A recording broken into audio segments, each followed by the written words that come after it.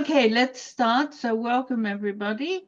I'm Helen Petrie. I'm the editor-in-chief of Interacting with Computers, and I'm very, very pleased to welcome Eva Hornecker, who is on our editorial board for the journal. And she's going to talk to us today on this very interesting topic about rethinking care robots. So without further ado, over to you, Eva, and thank you very much for offering this talk. Hello, everyone. This is a talk about our project that had the short name ReThiCare, long for Rethinking Care Robots. And that was funded by the Volkswagen Stiftung. And they're, at least in Germany, one of the few funders where you can really do kind of open-ended research and don't have to come in with an absolutely clear idea of what exactly you will deliver. So when we saw the call that they wanted people to do something critical around roughly AI, we thought this is really the one chance to do something more innovative on care robotics, where it's really about rethinking the field. And it's an interdisciplinary project together with partners at the Technical University of Chemnitz and the University of Southern Denmark. And the project ran from 2019 to 2023. And it used a UCD creative design and development approach with design-led rapid prototyping methods to demonstrate new possibilities for care technologies. I'll talk about that. Right, I want my next slides. Yeah. So here you see some of the examples of the kinds of robots you'll probably all be familiar with that are typically envisioned for care scenarios. And there's so many projects and millions of euro of development that have gone into that, with only a couple having been tested in actual care scenarios. But the origin of these is in a very specific imagination of robots as anthropomorphic machines. And that's highly influenced by popular culture, especially science fiction. And my project colleague, Andreas Bischoff, in his work labels this a hidden curriculum that influences even the design decisions of the roboticists themselves. But if we look, there's actually very few success stories of care robots in actual use. And research doesn't prove the significance of this scenario for elderly or the care. So it's almost infuriating how this keeps persisting, and it's quite happily transmitted by the popular press with very few critical commentaries. So what keeps happening is that the remit is already the robot, and then there's a frantic search for scenarios of use where the trajectory is already set with only limited options to tweak that. Like improve the face, the movement, and refine the scenario. Okay, we've got Pepper, so now it's teaching songs. And this tech-led approach is often criticized, and even from the roboticists' research themselves. There's a trend towards more interdisciplinarity in research teams, in projects, but you rarely have the freedom to start afresh. So a lot of this research tends to downplay technical challenges, which is also something we learned from our roboticist partners from SDU. So robots are not flexible enough to react to all situations. In care, they would have to work on humans. And then there's all the ethics and care specialists that all agree that the tenet of human attention can't be given up. So care can't be given just by robots. And also the simulation of attention by robotic agents is ethically questionable. So most projects in care robotics markets start from an already clearly formulated goal, vision, and trajectory of rather complex multifunctional robots, following this specific imagination of robots as anthropomorphic machines. And we even have this lack of evidence for utility of outcomes. So how can we change that trajectory? And that was one of the key aims of our project, to demonstrate there's a much larger design space for robotic technology in elderly care. But the remit of our project was also that it's also about the methods of design, not just the outcomes, but how do we actually go about that. So we envisioned care robots as potentially simple assistive robots, as assistive robotic helper machines and devices, because if you look at the literature, the definition by Rieck, for instance, is just that they are physically embodied machines capable of enacting physical change in the world. So there's nothing much about super intelligence and whatever. So it could really be something very simple. So our goal was to explore this design space and to illustrate the opportunities. And in my talk, I'll show the spectrum from functional tools and unobtrusive helpers embedded in objects to more speculative and playful concepts that explore alternative roles for robots, for instance, to lighten up the monotony of life in care. But this design space exploration also needs creative and open-ended methods, and it starts with understanding the context. So we really needed this interdisciplinary approach where we had HCI, and sure, the roboticists, but also STS sociologists and designers. So we need design to be creative and think out of the box, but also to consider all the underlying ethics regarding universal design and human dignity, to support caregivers and enhance the quality of life. But there's also some practical constraints in terms of what in this project we could actually build. It's actually Volkswagen Stiftung quite a smallish project with a small budget for technical development compared to what you might get with the EU or something like that. So we were looking for what can we actually build, what fits the project, what's actually interesting for us to research, and what would be useful for care. We had all these disciplinary project perspectives, this HCI, product design, robotics, and integrated STS in all phases of the project. So that's why this is here like surrounding, but directly active with, for instance, some of the sociologists acting as idea owners who actually push development and evaluation of an idea, and not just this kind of post hoc, oh, we'll do a workshop with you and discuss some of your ideas, and that's the entire development involvement of sociologists, humanists in a project. That's the timeline of the 4-year project. Originally, it was 3 years, but then we had money left over because of Corona and could extend almost by a full year. Above the line, you see the more focus on the actual care context, and below the line in green, the more traditional project phases of brainstorming, idea development, technical prototype development, as well as lab studies. But as you see on the top, there's all this going into the field with contextual inquiry, field ethnography, focus groups, and evaluations in the context. So we started with an initial strong field work where we were absolutely lucky to start a full year before Corona, where we could actually do this field ethnography, and then still do the brainstorming of ideas and start with basic technology development quite early. And then at some time, Corona hit. So the sessions with expert on the field and focus groups were all done online. And then at some point, the prototypes were ready to be tested, and we had 3 that were built and tested. And I'll talk about 2 of these more.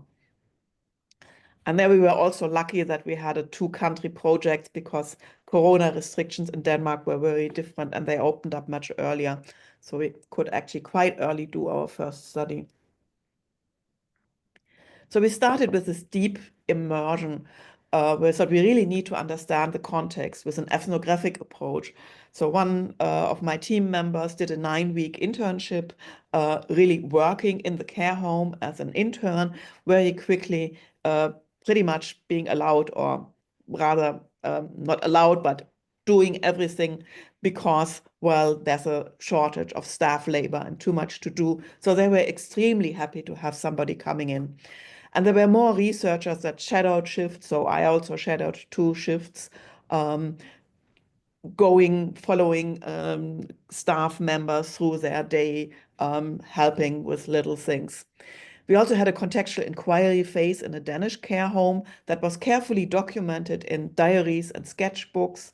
And all of that also allowed us some comparison between German and Denmark, because in Denmark there's much more technology used, and this a very interesting focus on playful and gentle approaches working with people with dementia that later inspired some of our work. So here you see the photos from the care home as well as sketches done. Naturally, we weren't allowed to take photos of people.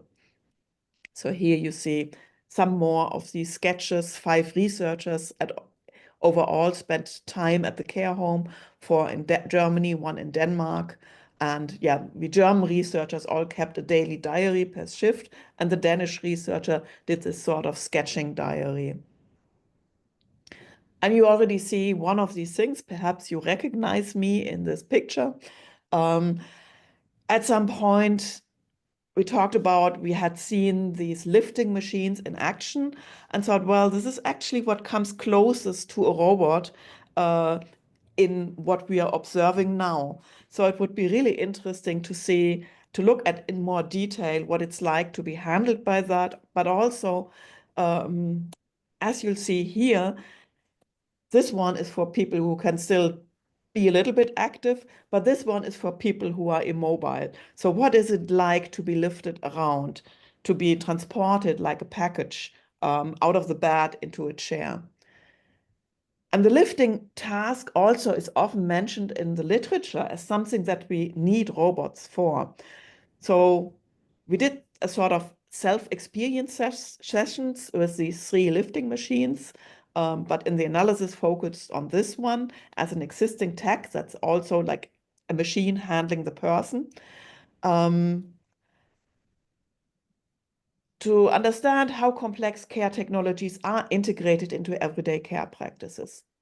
And we observed 3 main things from the analysis of the video, where we ourselves were being told, okay, now you have to be really still, don't help me, shift your weight a little bit, but remember that, imagine you had a stroke and you can't really move. So there's 3 central practices that are used by practitioners of care, and I'll go into these. First, the verbal enactment of lifting procedures. This is habitual and interjected into normal conversations, descriptions of ongoing action in terms of what will happen next. We now put the net under you. Also, they were using jokes like only flying is better, and explanations of what's going to happen next. So, Mrs. X, now it goes up. I turn you to your wheelchair. So there were really step-by-step announcements that were useful to calm residents, to prepare them, give them a feeling of being safe and cared for, including little touches, because as we realized, even just that the person that's being handled there stays calm actually makes the carer's work much easier. If the person would be afraid and would just be shock star, then that would make the handling much more difficult. Maybe you can imagine if you have a child and the child doesn't want to go up from the ground, it's suddenly really heavy to lift up. But if a child wants to be lifted up, then it doesn't weigh much more anymore. So you need the other person to collaborate in a way, even if it's simply being loose and allowing this to happen to you. There were also little manual adjustments where the shortcomings of the machines were fluidly compensated. For instance, here you see the carers are making sure the feet and the legs are not propped against the end of the bed at the end, so the leg is lying loose and flexible. This wasn't verbally announced, but it's important for the comfortable positioning of the resident, and thus also for the successful functionality of the device. So the successful functionality of the device is actually constructed and enabled by the carer's detailed action. It's not the device, the machine alone. These small details, and also they're continuously enlisting the residents' collaboration for the process, which could be very slight movements to go into the net, shift of weight, which also has another level where they were explaining to us it's also important to keep the residents active and give them agency, which in the end has an ethical dimension, that then exactly not feeling I'm just a package, but I'm actually contributing to this by how I'm shifting my weight as much as I can do. So care is a collaborative task. We learned that robots can't stand on its own, but it needs to be embedded in human interaction, to be introduced, staged, choreographed, embedded in conversation, and adjusted to the circumstances and the body. There was work around the machine from both sides to make the procedure work, to have the machine work, the resident comfortable, and in effect, the carer having less stress. Discussing this for us resulted in a more abstract discussion that it's important, that it's necessary to rethink human-robot interaction beyond the dyadic interaction model, to be at least triadic, to take account of this complex social nature of interactions where there's more than one person involved. So this diagram is trying to envision, to depict the user, the resident, the user staff, and the robot, and all the direct and indirect interactions with each other and with the robot. So also an actual care robot in a similar way would need to be embedded in the interaction, where the robot's agency is actually a situated mutual construction, and you can look into the sociology literature about how people deal with robots that finds even more examples of that. So that was really on the abstract side, one of the most important insights actually quite early in the project.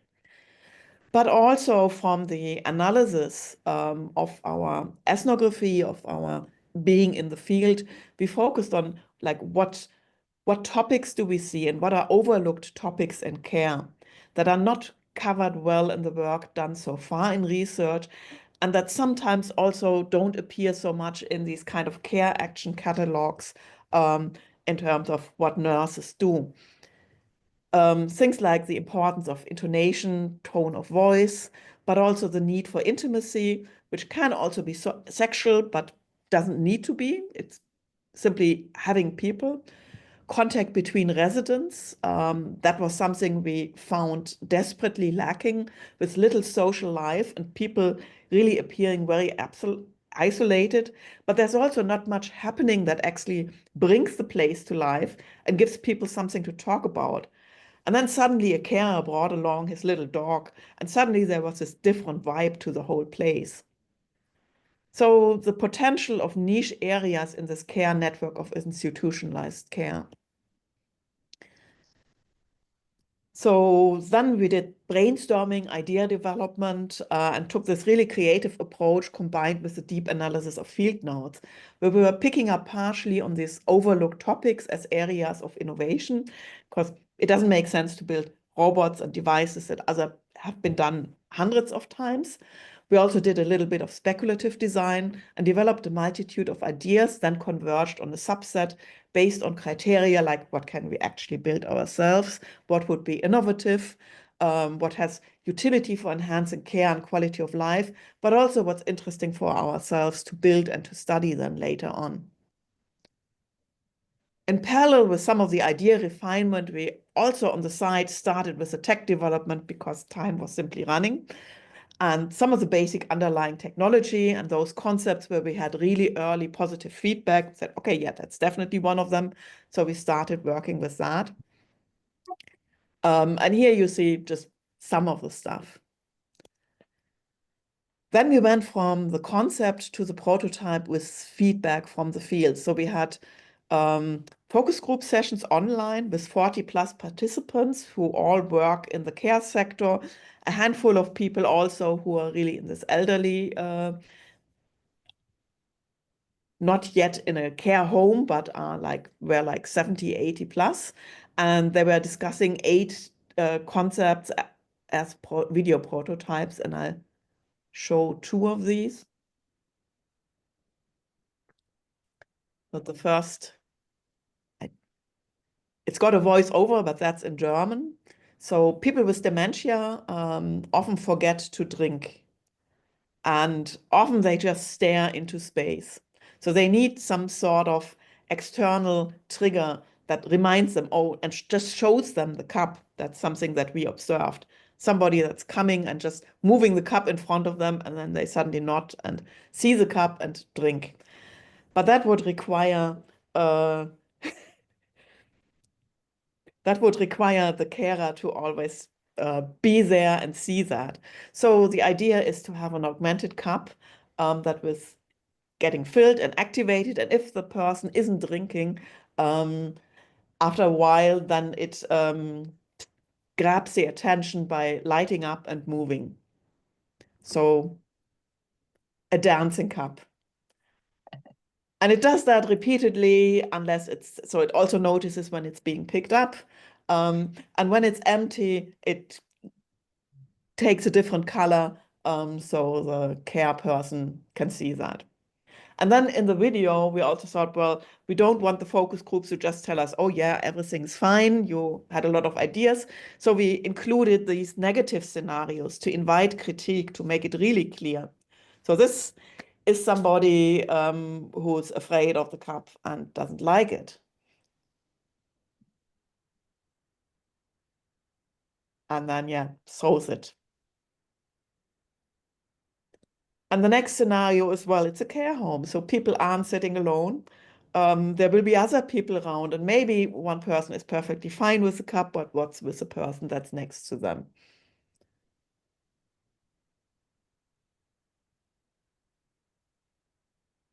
So that's basically it. And the other one, those are also the projects I tell a little bit more about.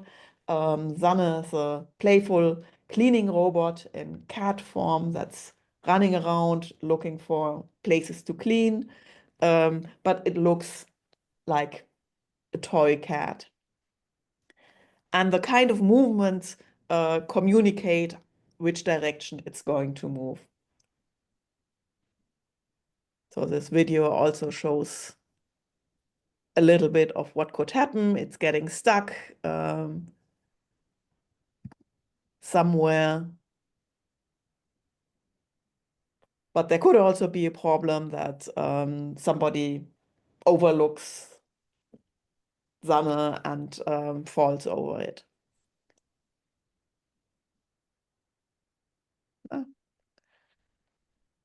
So we discussed these in focus groups with people who have experience in the sector and got their feedback, and could also put some of that then into the further development of the concepts and prototypes.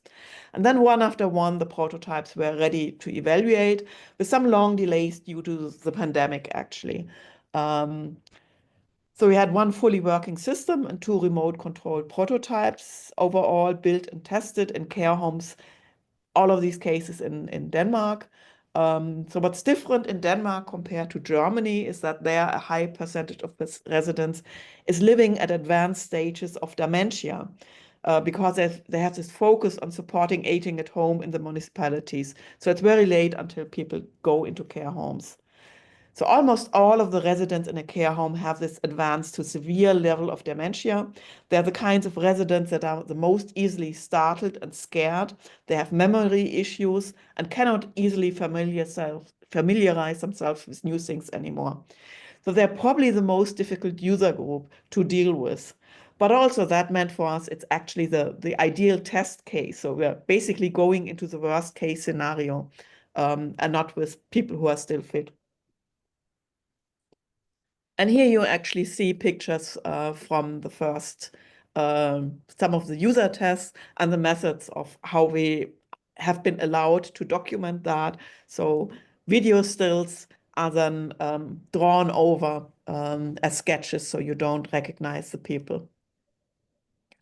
And the spectrum of things that we developed in the project goes from the playful speculative to very pragmatic functions. So on the left, you see a playful cleaning robot where a pragmatic base functionality of floor cleaning is coupled with a social role and playfulness. And they really loved that one in the care home. So they even put these pictures on their website as advertisement. And on the pragmatic functional side, you have this cup that you already saw in the video as a sketch with this really pragmatic goal to encourage drinking to prevent dehydration. As I told you, people with dementia simply do not drink enough, and care staff have to repeatedly go around and nudge them. They kind of stare into space, and the core idea is it's the cup itself that draws attention to trigger this drinking schema of seeing, there's a cup, oh, so I should be drinking. And if people don't drink for 5 minutes, then it takes itself to attention again. So that's quite similar to how the care staff would bring the cup back into attention. So this is multimodal because it's light and moving slightly. There's also a little vibration sound, but it needs a very careful design. It shouldn't startle residents, be adjustable, and it's some of these things also already came in the focus group where we. Whoop, somebody's micro is on. Yep, Somebody has people in the room. Okay. So we could take the feedback from the focus group and we knew what we had to look out for. And this has undergone complete product design, so it could be washable, rechargeable, etc., including hardware, electronics data development. So we had the focus group session where we showed them these video prototypes seen earlier in 5 different focus groups with 12 participants that saw this, with a very simple analysis as we were only interested in the comments and suggestions. There were lots of positive comments on the need for something like that and the use of light. Also, the experts that we talked with from gerontology also said this is really interesting. But they also said this needs to be tried out. People might be afraid, but we just can't tell. And they definitely said it needs to be adjustable to the person. It could be distracting, especially if there are several cups in one room. And it should be subtle enough to not disturb other people, including the care staff. There were concerns it might only work for a subset of patients. And they really stressed that you need to configure the amount of movement and light, and thought that maybe a little vibration may be enough. There were lots of comments on the design. It needs a handle, it needs to be non-breakable, hygienic, the weight. And they all said, this really needs to be trialed. We can't predict if it's going to work. So here you just see some of the technical development. Kevin Lefevre, who did all of that, really went to the whole end to this. So the caregiver can adjust the settings in the back, as you here see, activating it through pressing buttons and putting it on the table. On the bottom, you can do the individual configuration, then you fill in water. The weight of the water activates the mechanism. And there's also an inductive charger because that makes it easy for care staff to use. And only the top thing, the transparent thing, needs to go into the dishwasher. And all the electronics need to be hidden inside. So this is a scenario of use that's staged with people sitting together and not doing much. In the video, I have to tell you, this is actually the hardest movement setting, and it can be much smoother where they then stay on the same spot and only slightly vibrate.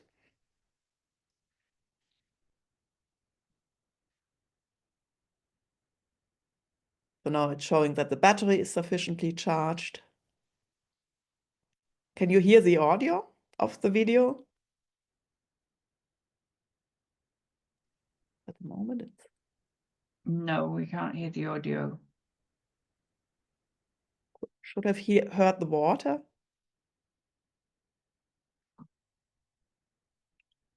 Once it's filled, the flashing stops. And then if nothing happens for a while, well, this is sort of, here we put the time frame much shorter than it would normally be. Because it wouldn't make sense to do a video with 5 minutes of waiting. So then at some point, so here it's supposed to be 7 minutes. And that's the hardest setting actually. It quite a bit of experimenting to make sure it stays in roughly the same spot and doesn't fall off the table then.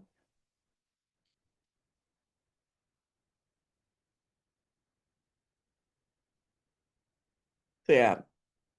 And then depending on the resident's preferences, it could just flash up and not move.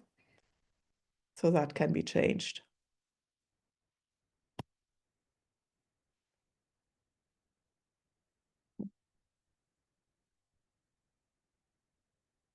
And here in more detail, activating,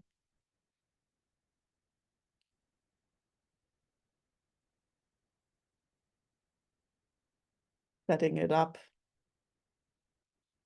where you can choose the color, the light intensity, and the movement strength, because that might really depend on the setting and on the resident.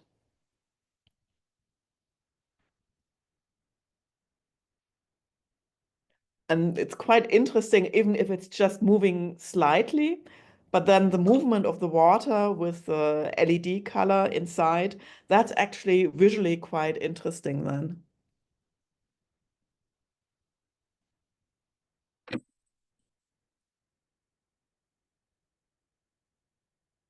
So here there's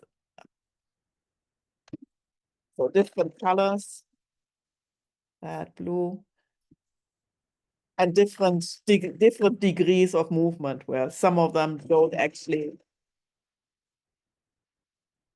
move much.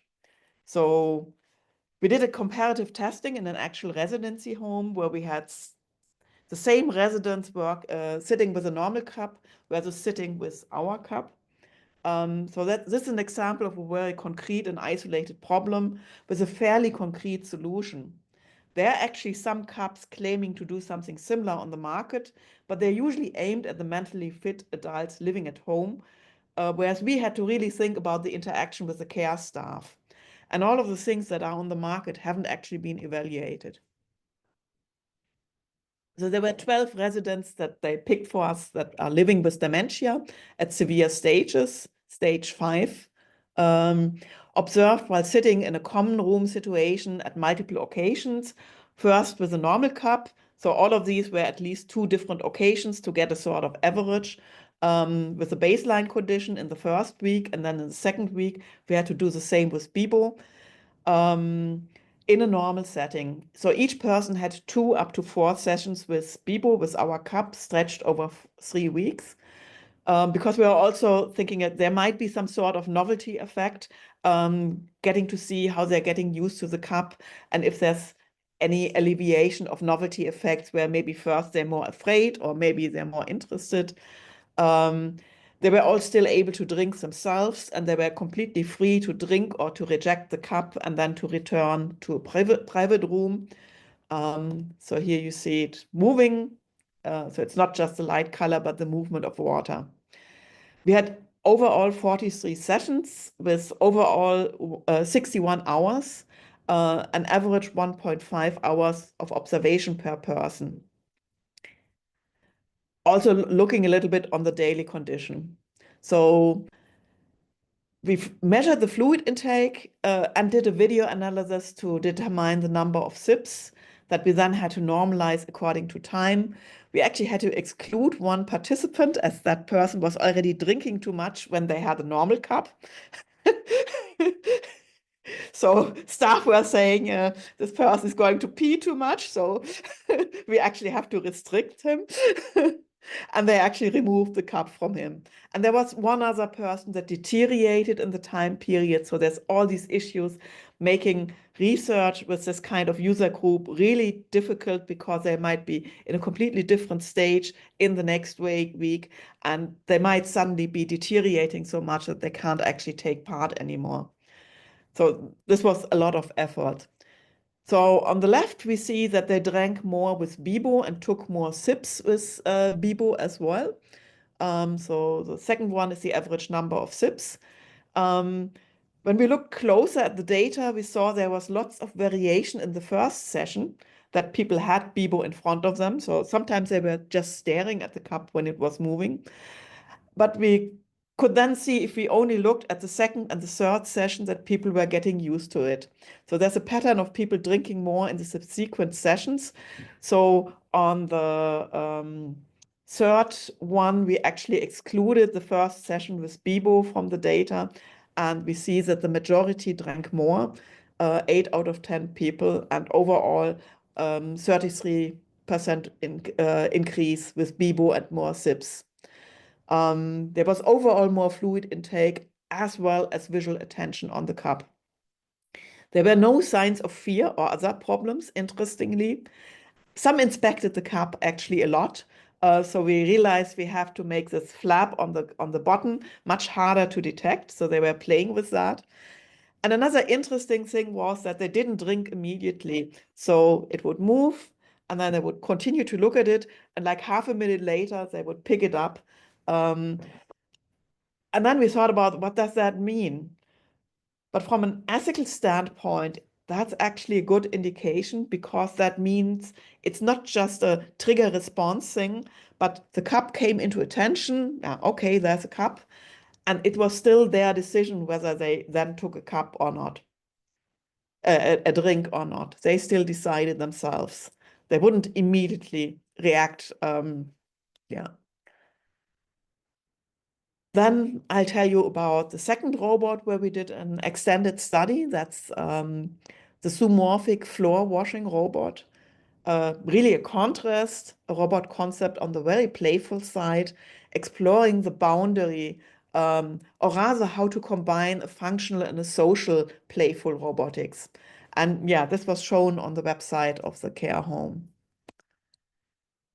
So the idea emerged out of working with a Danish care home, where on the one side, we observed that floor cleaning, in terms of the time taken, it's physically demanding, time consuming, but still needs to be done daily because hygienics.